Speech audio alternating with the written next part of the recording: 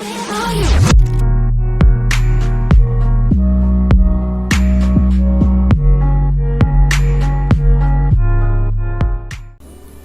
guys, jumpa lagi pada saya.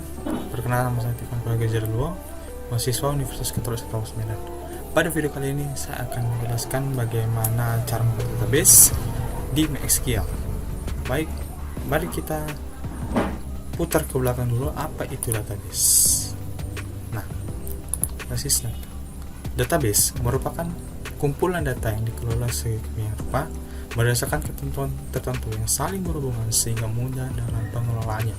Melalui pengelolaannya, pengguna dapat memperoleh kemudahan dalam mencari informasi, menyimpan informasi, dan membuang informasi. Database itu ibaratkan gini, kalian punya laptop, jadi kalian simpan ke suatu folder. Jadi dalam suatu folder itu terdapat beberapa data. Nah, itu masih yang dimaksud dengan database. Database bertujuan demi memudahkan si pengguna agar mencari data, menyimpan data, dan membuang datanya. Setiap sistem informasi berbasis web, pada umumnya data disimpan dalam suatu basis data.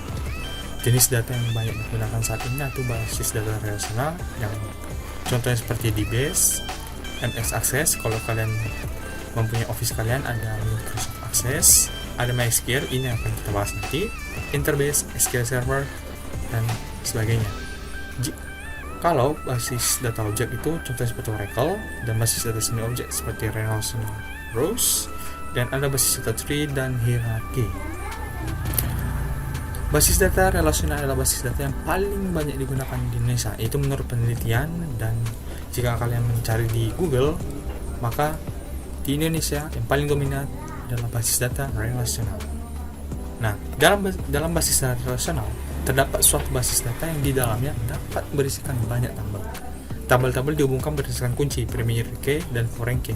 Yang maksudnya di sini primary key, dia merupakan kunci utama dalam suatu tabel tersebut. Contoh, kita mempunyai dua tabel, tabel mahasiswa dan tabel perkuliahan. Dalam tabel mahasiswa, itu foreign key-nya yaitu NIM, karena menandakan NIM itu mempunyai atau merupakan kepunyaan dari tabel mahasiswa. Dan sedangkan di perkuliahan, NIM itu termasuk foreign key atau kunci tamu yang mewakili dari data-data yang mewakili dari tabel mahasiswa, makanya yang diberikan NIM. Karena yang disebut dengan primary key dan foreign key ini merupakan kunci unik. Nah, jadi kalau dibilang nama kan banyak nih. Nama banyak kembarannya. Jadi dengan NIM itu adalah kunci unik. NIM kan cuma satu orang yang mempunyai, makanya dia dikatakan primary key dan foreign key. Nah, di sini yang kita pakai yaitu MySQL. MySQL ada basis data yang bersifat open source. MySQL biasanya diletakkan di web server. MySQL disebut sebagai database server. Nah, kenapa dia di open source? Karena MySQL ini jika kita mendownload SAM, jadi MySQL ini udah terdapat dalam gratis, secara gratis, berbeda dengan basis data aplikasi-aplikasi database yang lainnya seperti Oracle itu berbayar. Jadi MySQL ini bersifat open source, semua orang dapat menggunakannya. Nah, jadi selanjutnya dalam suatu basis data dikenal yaitu dengan kata SQL atau Structured Query Language, di mana Structured Query Language ada dua, yaitu DDL, Data Definition Language, dan DML, Data Manipulation Language. Yang termasuk DDL ada di sini, ada drop, create, dan alter. Yang maksudnya di sini, create itu membuat, alter itu mengubah, dan drop itu untuk menghapus. Sedangkan untuk DML, yang termasuk DML yaitu yang pertama itu insert, yang kedua itu update, dan yang ketiga itu delete. Yang maksudnya insert ini memasukkan, yang kedua untuk update yaitu memperbarui data, sedangkan yang delete adalah untuk menghapus data. Lanjut. Nah, di sini kita akan membuat suatu database, yaitu database akademik yang termasuk ada tabel mahasiswa, ada tabel dosen, ada tabel mata kuliah, dan tabel perkuliahan. Jadi di sini kita akan membuat satu contoh saja yaitu di tabel mahasiswa, dan selanjutnya kita mempunyai tabel relasi, yaitu sini ada relasi mata kuliah, dosen, perkuliahan, dan mahasiswa. Jadi kita akan membuat ini adalah tabel mahasiswa. Oke, tanpa basa-basi, mari kita praktikkan saja. Kalian buka SAM kalian, saya terletak sumnya itu di C.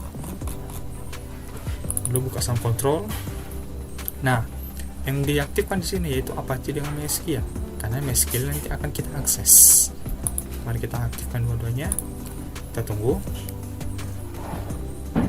Nah, jika sudah aktif, silakan klik di keyboard Anda yaitu Windows R. Ini akan muncul seperti ini dan ketikkan CMD. Nah, sudah oke. Dia akan tampil seperti ini dan kita akan mengakses direktori di SAM. Karena SAM saya terletak di C, maka cara pengetikannya atau mengakses direktori itu CD C/SAM terus MySQL lagi B. Nah, jadi di sini kita telah masuk ke direktori SAM, direktori MySQL dan B. Nah, sekarang kita akan melakukan login ke MySQL dengan cara MySQL itu root. Nah, jika muncul notifikasi seperti ini, welcome, itu berarti artinya Anda telah berhasil login ke MySQL. Nah, sekarang di sini kita akan membuat database, yaitu database akademik dengan perintah create database db akademik. Ini terserah nama kalian ya, jika database akademik juga nggak apa-apa. Jadi saya menggunakan db biar dibilang database akademik, lalu kita enter. Nah, apabila muncul query one row affected, itu artinya database kalian telah dibuat. Bagaimana cara menampilkannya apabila berhasil? Kita coba show database, koma, jangan lupa komanya. Nah, di sini di MySQL kita terdapat ada DB Academic yang barusan kita buat tadi, ada DB Jamu, information schema, MySQL, PHP admin dan test. Nah, di sini adalah merupakan beberapa database yang terletak di MySQL di komputer saya. Nah, sekarang kita akan mengakses database yaitu DB Academy dengan perintah MySQL use DB Academy. Nah, jadi kalian lihat di sini di MariaDB ini kan none, itu berarti belum ada akses database manapun. Dan setelah di sini DB Academy, maka kita akan sudah mengakses database yaitu DB Academy. Nah, sekarang kita akan membuat tabelnya. Mari kita buka lagi tadi. Di tabel itu terdapat name mahasiswa, tanggal lahir, alamat, dan jenis kelamin. Oke, cara membuatnya itu cukup create table tbl mahasiswa, buka kurung. Nah, setelah buka kurung, mari kita enter. Nah, di sini kita buat name, itu kita buat saja name ya. Name itu varchar, tipe data varchar dengan banyak atau panjang jumlahnya itu 10. Dan di sini kita buat primary key, koma, jangan lupa koma, terus kita enter lagi. Nama underscore mahasiswa yaitu varchar juga, kita buat sebanyak 50, koma. Setelah itu kita buat lagi tanggal lahir itu di koma. Setelah tanggal lahir itu terdapat alamat itu teks, koma. Lalu yang terakhir itu jenis kelamin, berarti data varchar aja kita buat sebanyak 10. Nah, setelah sudah, jangan lupa tutup kurung, karena di bagian awal tadi terlalu buka kurung, itu maksudnya dia menampung data dari name sampai jenis kelamin. Lalu kita tutup kurung di sini, jangan lupa titik komanya, dan kita enter. Nah, query itu berarti itu artinya data telah masuk. Nah, jadi bagaimana kita cara menampilkan struktur dari tabel tersebut? Dengan cara yang sangat gampang, dengan des tbl mahasiswa. Nah, Jadi di sini muncul ya strukturnya tadi, di mana ini bertipe data varchar, mahasiswa bertipe varchar juga, tanggal lahir bertipe data date, alamat bertipe data teks, dan jenis kelamin bertipe data varchar. Baik, sekarang kita akan memasukkan data ke dalam tabel tersebut. Bagaimana perintahnya? Dengan cara insert into TBL siswa terus. Nah, di sini kita mengikuti urutan tabelnya. Kita coba buat ini kita buat 1,001 petik, koma, petik, kita buat namanya misalnya Gary, petik lagi, buat koma, lalu tanggal lahir ini merupakan tipe data date, maka kita masukkan di sini. Contohnya kita buat saja buat 02/2001. Karena dia bertipe data date, maka tidak perlu tanda kutip.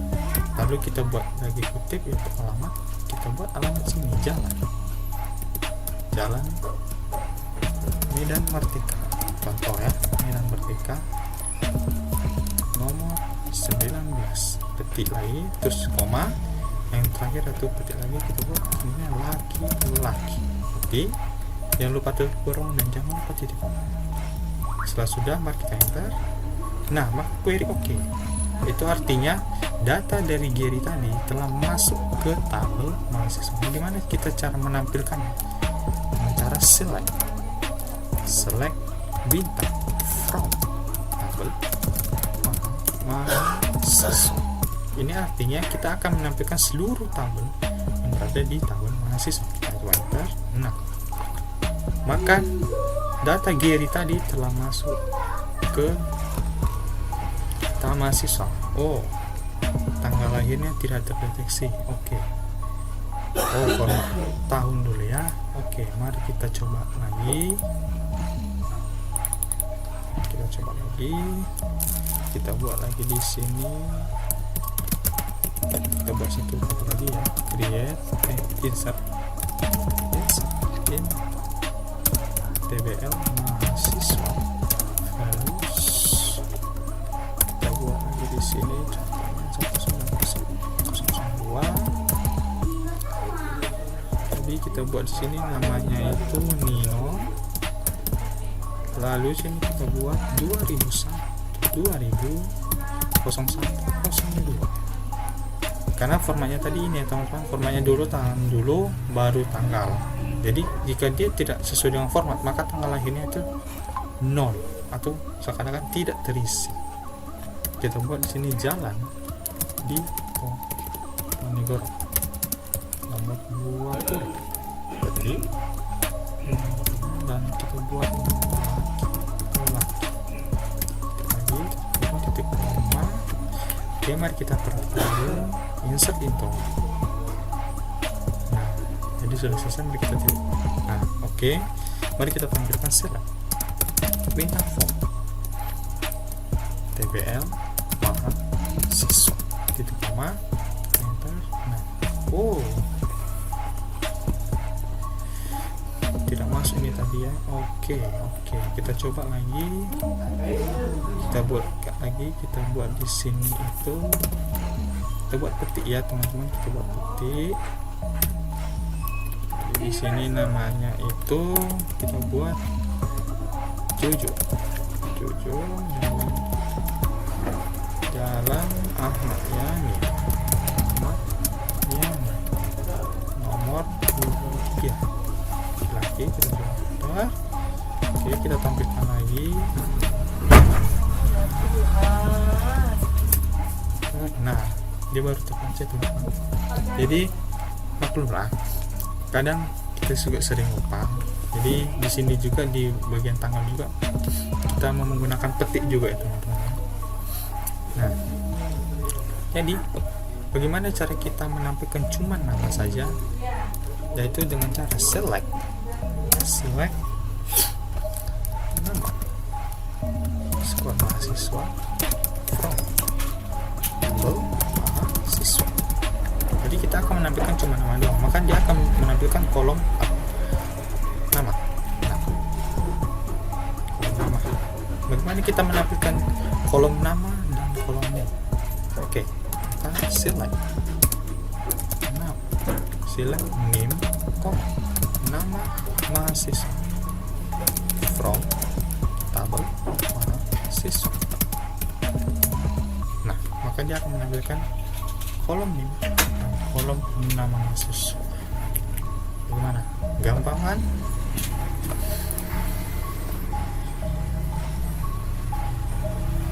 Oke, mungkin cukup sekian untuk video kali ini. Semoga bermanfaat. Sampai jumpa di video selanjutnya.